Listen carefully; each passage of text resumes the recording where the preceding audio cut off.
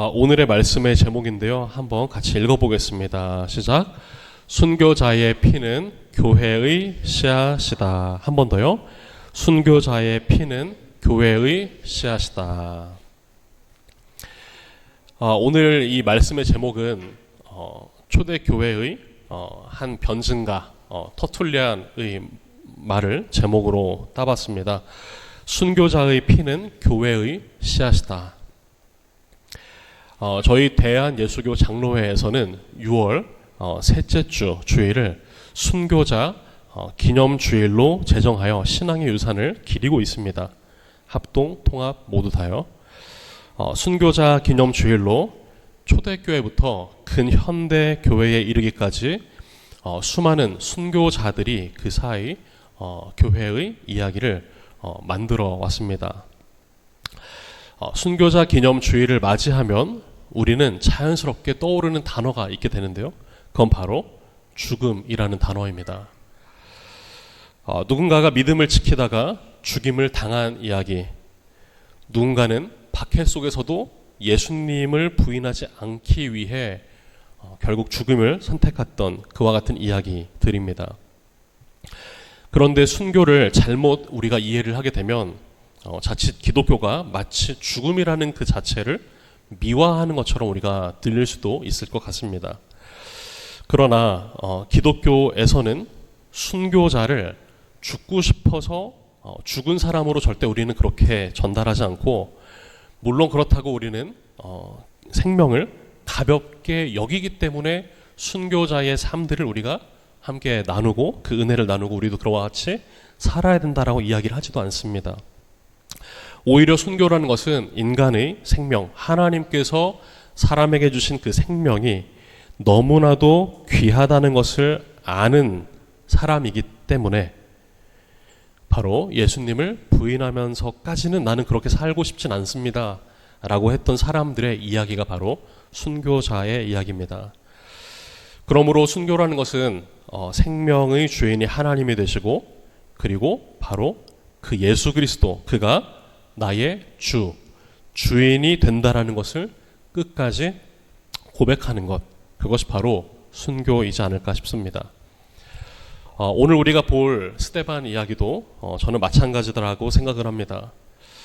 이 스데반은 죽기 위해서 태어난 사람은 아니었습니다. 죽는 것이 목표였던 사람도 아니었습니다. 그러나 이 순교자 스데반은 예수 그리스도라고 하는 그 진리, 그 증언을 그는 하기 위해 끝까지 믿음을 붙들었던 사람이었고, 바로 그가 했던 그 증언 때문에 그는 사람들로부터 미움을 받았고, 죽는 순간까지도 그는 예수님을 바라보며 예수님을 부인하면서까지는 나는 살고 싶지 않습니다를 보여줬던 사람이었습니다. 저는 오늘 크게 세 가지의 문장의 그 명제를 가지고 함께 말씀을 나누고자 합니다. 첫 번째인데요. 함께 읽어보겠습니다. 시작. 예수님은 진리 때문에 미움 받으셨고 스데반은 그 진리를 증언하다 미움 받았다. 자, 질문입니다. 예수님은 왜 미움을 받았을까요? 이쪽에서 한 분, 이쪽에서 한 분. 이렇게 알아서 먼저 아무나 대답을 해주세요. 이쪽 분단에서 한 분, 이쪽 분단에서 한 분. 예수님이 왜 미움을 받았을까요? 아무나 먼저 이야기하시죠. 너무 사람들과 생각이 달라서, 질투를 받아서.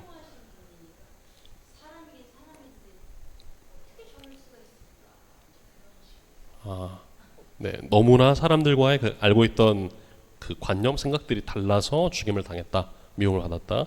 네, 또 두 분 중에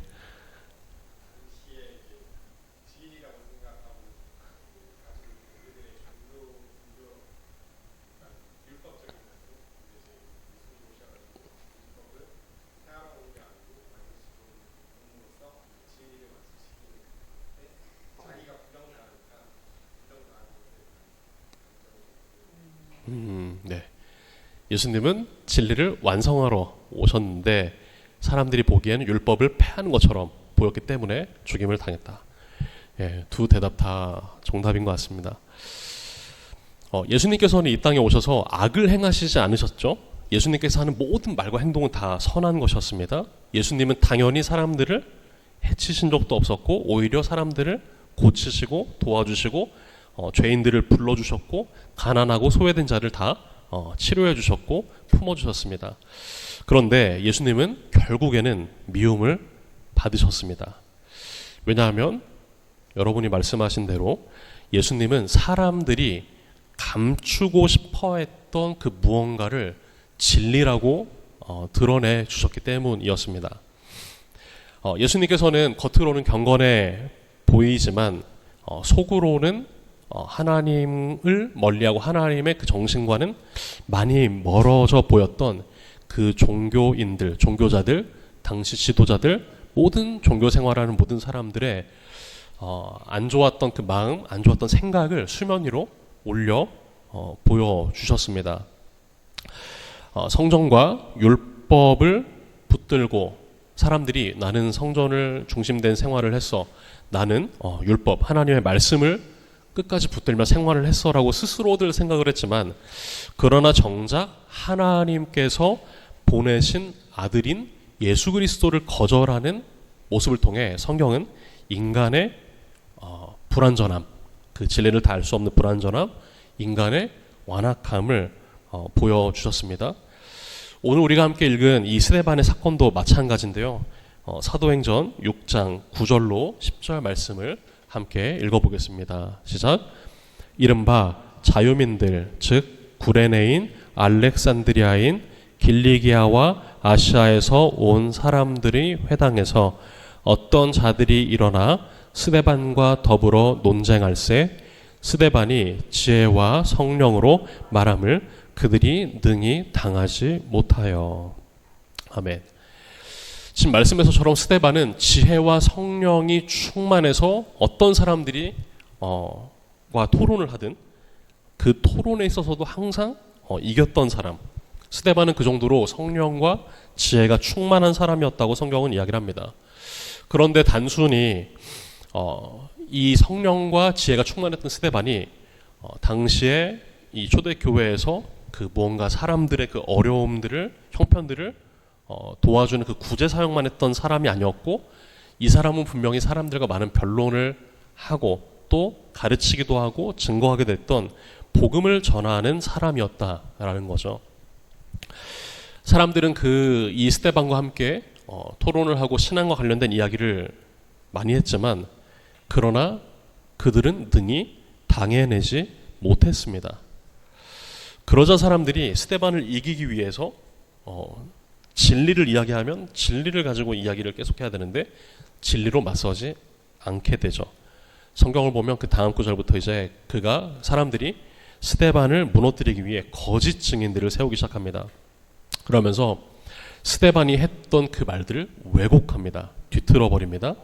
그리고 결국 저 스데반이 굉장히 성령 충만하고 뭔가 지혜로워 보이지만, 그러나 저 사람의 이야기는 사실 이것을 의미했던 것 같아.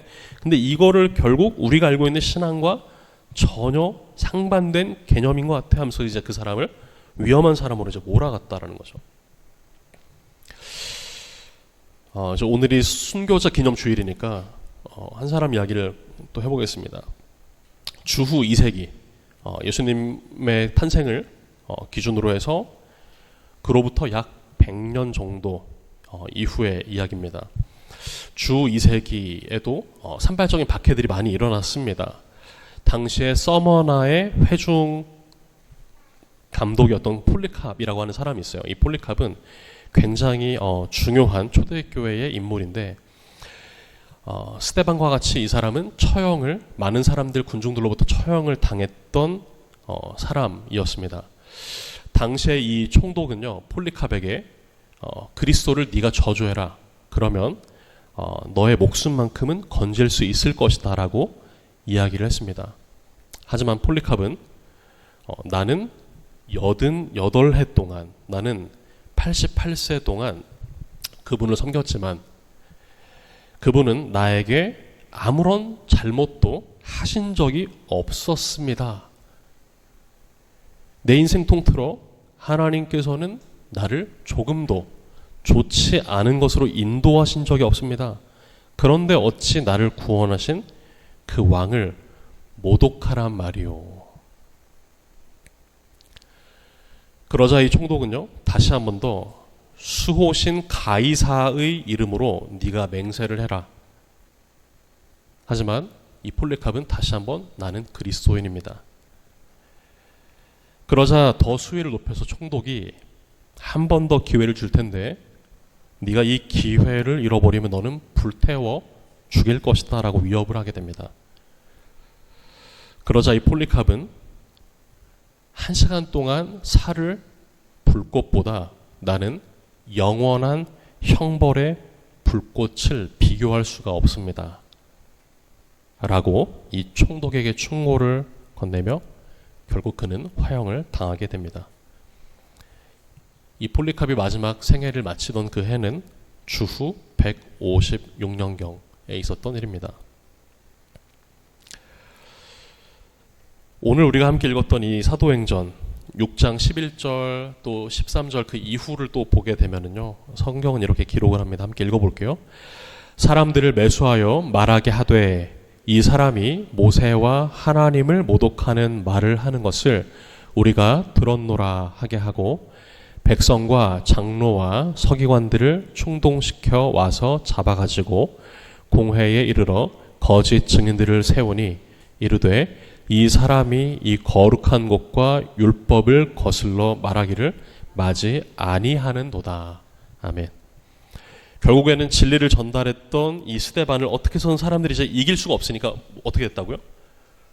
사람들을 매수해서 거짓 증인들을 만들어서 그가 했던 말을 왜곡시키고 오히려 진리에서 먼 사람인 것처럼 매도를 했다라는 겁니다. 그런데 사실 이 길은요, 스데반뿐만 아니라 그 이전에 이와 같은 길을 걸었던 한 사람이 또 있습니다. 그분은 바로 예수 그리스도입니다. 예수님께서는 요한복음 14장 6절에서 다음과 같이 말씀을 하셨습니다. 읽어보겠습니다. 예수께서 이르시되 내가 곧 길이요 진리요 생명이니 나로 말미암지 않고는 아버지께로 올 자가 없느니라. 아멘.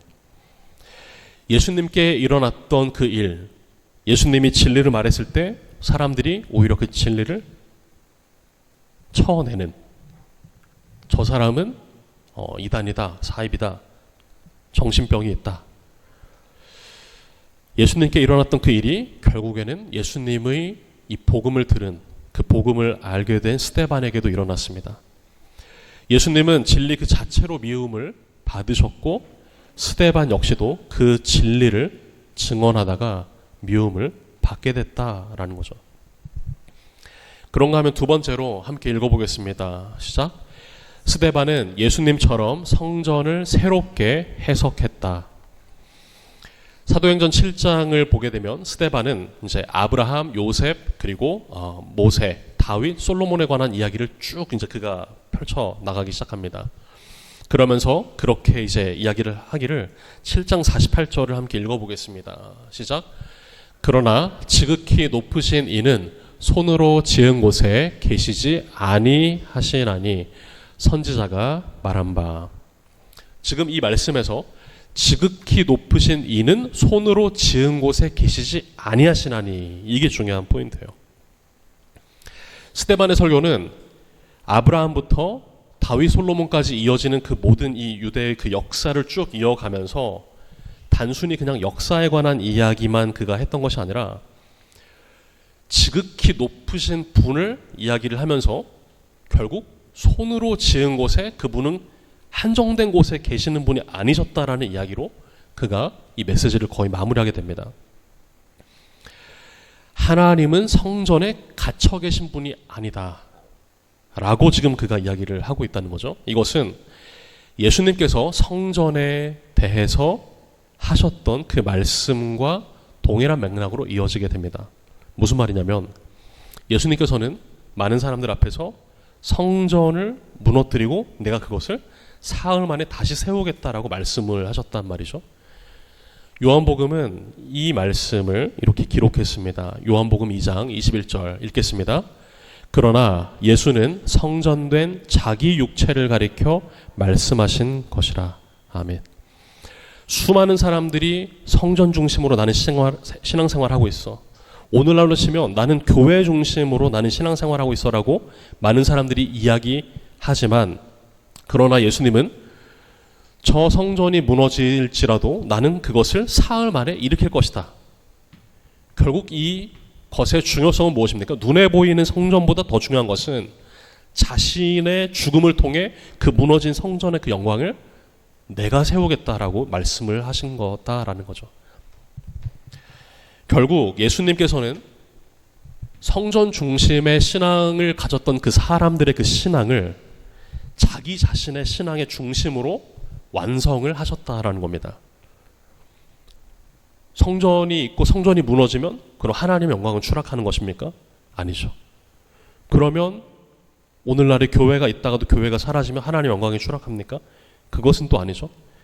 핵심은 눈에 보이는 성전이나 어떤 건물이 아니라 바로 예수 그리스도께서 죽음을 통해 다시 부활을 하여 세우신 자신의 그 육체가 온전해진 것 같이 하나님께서는 눈에 보이지 않지만 자신, 바로 예수 그리스도를 통해 신앙의 중심을 우리가 가져야 된다라고 늘 말씀하셨습니다. 스데반은 바로 이 복음의 그 의미를 이스라엘 역사 속 전체를 통하여 그는 증언을 하고 있었던 것이고, 그러나 지극히 높으신 이는 손으로 지으신 곳에 계시지 아니하시나니, 결국 그 핵심은 바로 예수 그리스도 자신의 그 육체를 가리켜 말씀하신 예수님이 바로 중요하다라는 것을 이야기하고 싶었던 것 같습니다. 그러므로 결국 스데반이 죽임을 당한 이유를 이야기해 본다면 그는 성전을 무시했기 때문에 죽임을 당한 것이 아니라 오히려 성전보다 훨씬 더 크신 분, 결국 이 눈에 보이는 성전에서 눈에 보이지 않는 영원한 그 성전으로 완성을 하신 예수 그리스도를 그가 증언을 했기 때문에 죽임을 당했던 겁니다. 그런가 하면 세 번째인데요. 함께 읽어보겠습니다. 시작. 스데반의 죽음은 교회의 끝이 아니라 복음 확장의 시작이었다. 사도행전 7장 59절에서 60절 함께 읽어봅니다. 그들이 돌로 스데반을 치니 스데반이 부르짖어 이르되 주 예수여 내 영혼을 받으시옵소서 하고 무릎을 꿇고 크게 불러 이르되 주여 이 죄를 그들에게 돌리지 마옵소서 이 말을 하고 자니라. 아멘. 스데반은 많은 사람들 앞에 돌로 맞아 죽게 됩니다.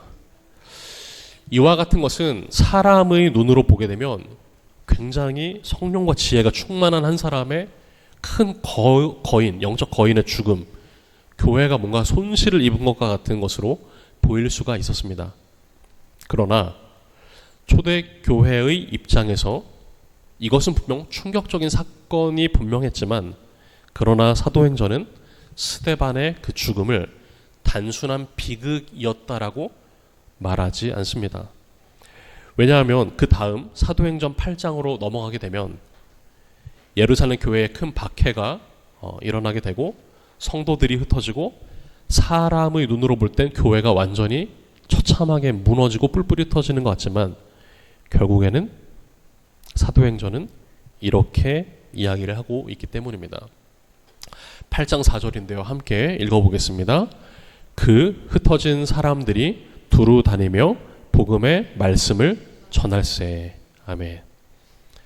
사람들은 이 스데반의 죽음을 보면서도 무서웠겠죠.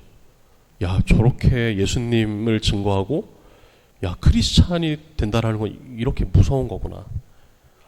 당시 유대교 사람들한테도 이 죽임을 당하고 이방인 많은 사람들에게 죽임을 당하는 위치구나 이게.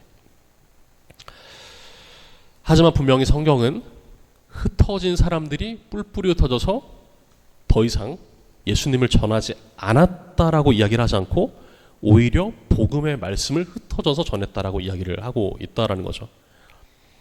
이것은 결국 하나님의 나라가 처참하게 무너지고 흩어지고 후퇴하는 것처럼 보이지만 이것은 결국 후퇴하는 것이 아니라 하나님의 말씀이 더욱더 넓게 퍼지며 결국에는 사도행전 1장 8절에 말씀이 성취된다라고 이야기를 하는 것과도 같은 것입니다. 사도행전 1장 8절 함께 읽어보겠습니다. 시작.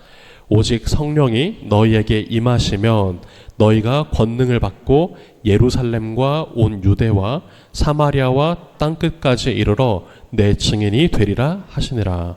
아멘. 오늘 이제 순교자 기념 주일이라 제가 어떤 선교사님을 조금 여러분들께 소개를 해드릴까 하다가 한 분의 그 선교사님의 이야기를 좀 소개를 해야겠다 싶어서 가지고 왔습니다.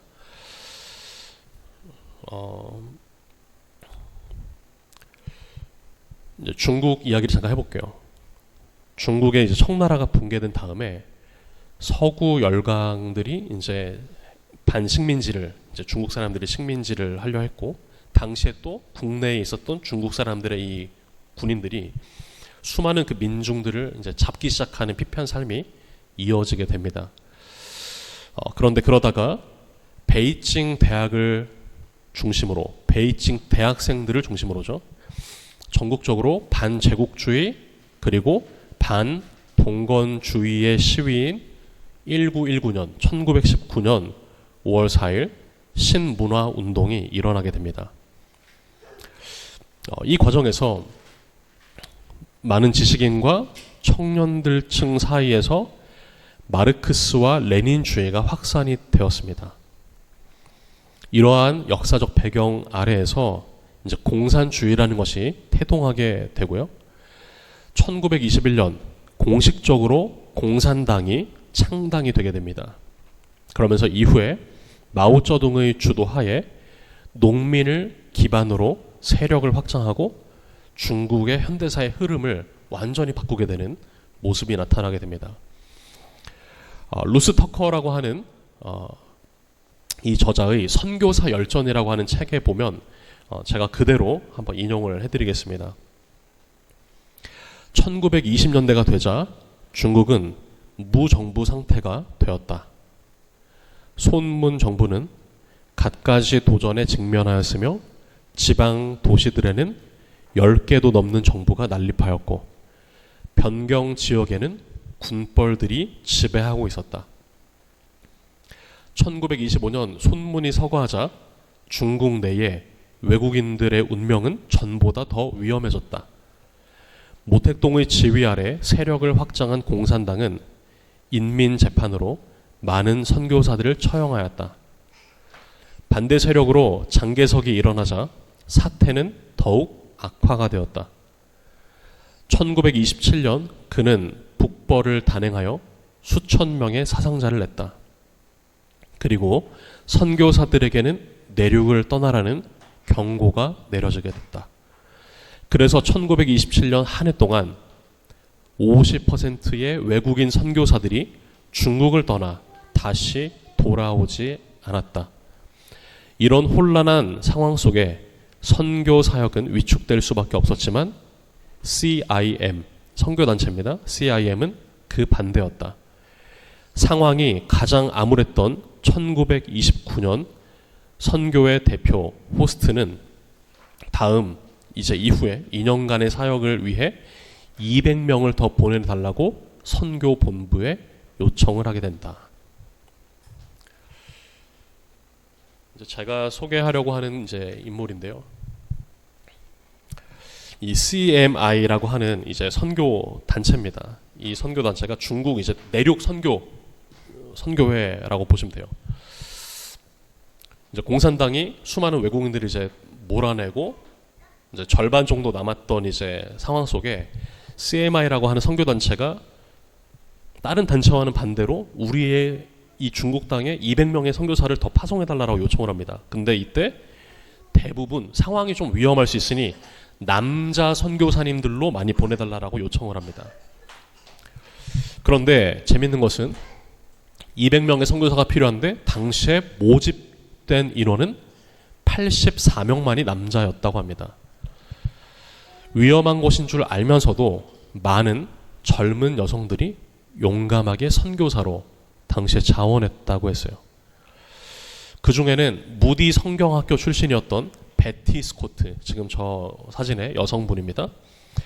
베티 스코트가 있었습니다.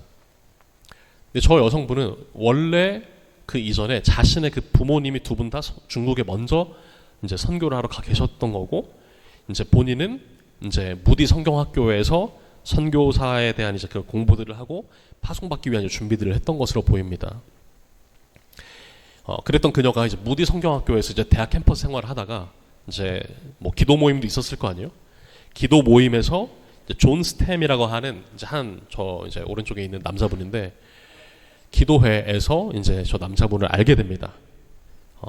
두 사람은 너무나 마음이 이끌렸고 장래 사역에 대한 비전도 굉장히 비슷했지만, 그러나 둘 다 너무나 이 뜨거운 그 열정적인 선교사님들이다 보니까 우리가 함께 결혼해서 나갈까요? 뭐 이런 말을 해도 괜찮은데, 일단 좋아하는 마음은 잠깐 눌러놓고 정신 차리자, 선교가 먼저지, 이제 이렇게 했던 거예요. 자, 그런데 재미있는 이 이야기가 전개가 됩니다. 이 남자분이요, 존이요, 1932년 학교를 졸업한 다음에 이제 선교지로 부푼 마음을 안고 큰 기대를 가지고 중국으로 나갔어요.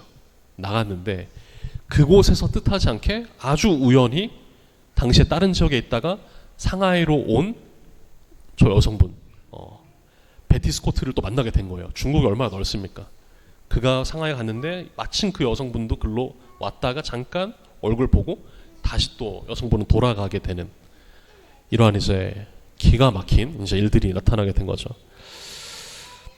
그러면서 두 사람이 상해에서 만나면서 함께 약혼하고 우리 함께 이제 결혼하자 라고 약속을 하고, 2년 뒤 1934년 이제 9월 달에 헬렌이라고 하는 예쁜 딸을 그들이 낳게 됩니다. 그러니까 1년 동안 떨어져 있다가 다시 만나서 이제 바로 아기를 갖게 된 거죠.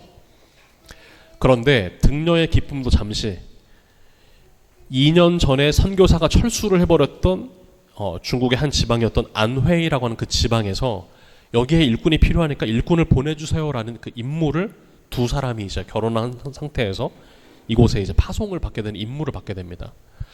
그러면서 이 중국 내지 선교회 CMI 본부에서는 요새 공산당들이 조금 이제 뜸해졌다라는 그 소식들을 본인들도 듣고, 또 지역 당국에 있던 그 중국에 있던 사람들도 공산당의 위험은 이제 많이 없다라고 안전을 약속하면서 이 부부와 그 갓 태어난 아기를 그 지역으로 보내게 됩니다. 그러나 불행하게도 중국 당국이나 CIM의 본부의 예상이 빗나가게 돼요. 존과 베티 그리고 아기였던 헬렌, 이 세 식구가 11월 말에 어떤 이제 그 안회이라는 지방에 도착을 하게 되는데, 11월 말부터 12월 첫주면 거의 일주일 정도 되는 텀이거든요. 그 일주일도 지나기 거의 전에 이 사람들이 중국 공산당의 습격을 받게 됩니다. 그러면서 존은 중무장한 군인들에게 감금이 돼서 편지를 좀 써달라, 쓸 수 있도록 허락해달라, 허락을 받고 편지의 내용을 본부로 보내는데, 그 내용을 그대로 인용해드리겠습니다. 상해지구 내지선교회 사랑하는 본부 사역자들께, 저와 아내는 그리고 아기는 현재 칭태에서 공산군에게 체포되어 있습니다. 그들은 우리를 석방하는 대가로 2만 불의 몸값을 요구하고 있습니다. 우리의 모든 가재 도구와 소유물은 공산군들에게 압류당했습니다. 그러나 하나님께서 이 저녁도 먹을 것을 주시고 마음에 평안을 주셔서 감사를 드립니다.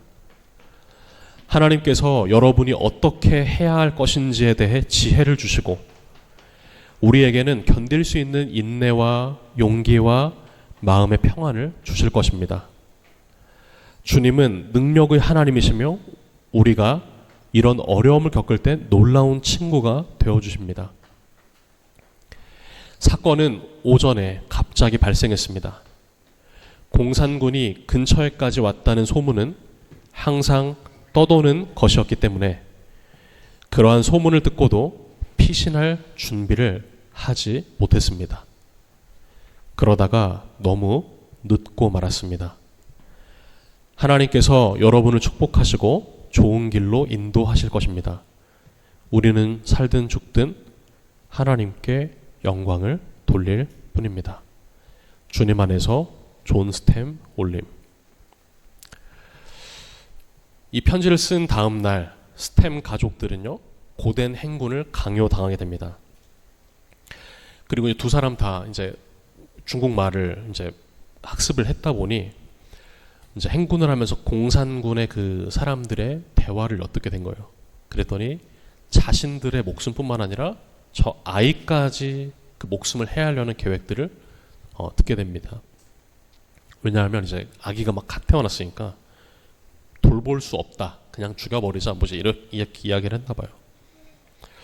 그런데 다행히도 어린아기 헬렌의 목숨은 연장이 되었고 이들의 부모였던 존과 베티는 처형당하게 됩니다.